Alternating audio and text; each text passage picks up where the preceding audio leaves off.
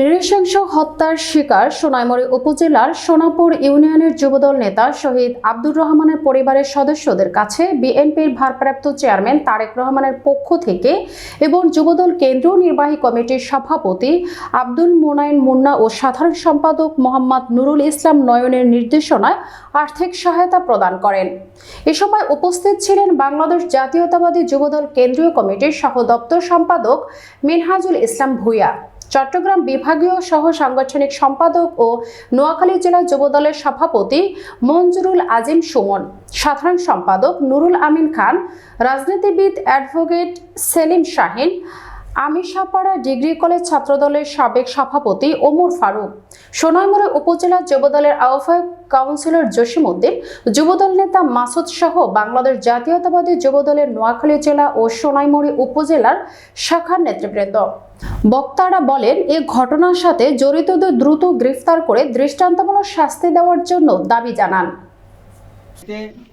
শোকাহত পরিবারের প্রতি সমবেদনা জানাতে তারেক রহমানের পক্ষ থেকে আজকে আমরা এই বাড়িতে উপস্থিত হয়েছি।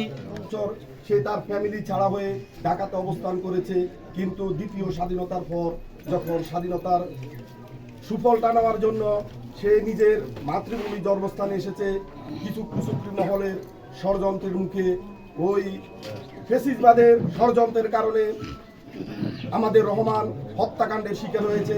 জনাব ব্যারিস্টার কায়সার কামালের মাধ্যমে আমাদের রহমানের বাবার সাথে যোগাযোগ করে খোঁজ খবর নিয়েছে। পরবর্তীতে যারা আওয়ামী লীগের আমলে যারা অস্ত্র নিয়ে এই সোনাইমুড়ির এই আমিশাপাড়ার এই সোনাপুর ইউনিয়নের গত 15 বছরে আমাদের অনেক বাইকে হারিয়েছি। আমরা হারিয়েছি তৈরির মধ্যে একজন যোগ্য সংগঠন ব্যক্তিত্বকে।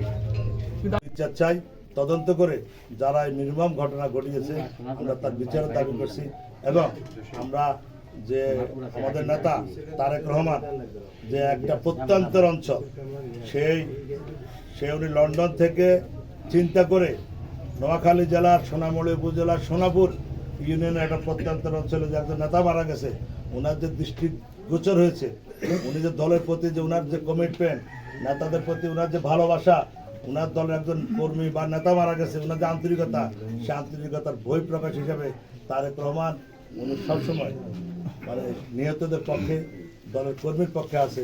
সেটার উজ্জ্বল দৃষ্টান্ত হলো আজকে কেন্দ্রীয় যুবদলের প্রতিনিধিরা এখানে। আমাদের যুবদলের, যেহেতু সে আমাদের যুবদলের নেতা, তার প্রতি আমাদের একটা দায়িত্ব সবসময় থাকবে। রহমানকে তো আমরা পাবো না, মানে আমি আমার পার্সোনাল আবেগটা বললাম আর কি। রহমানের প্রতি আমার এইরকম একটা সারাদিন আমি একটা অস্বাভাবিক অবস্থা। আমাদের নেতা যেহেতু নির্দেশনা দিচ্ছে, আমরা সবসময় আছি, থাকবো।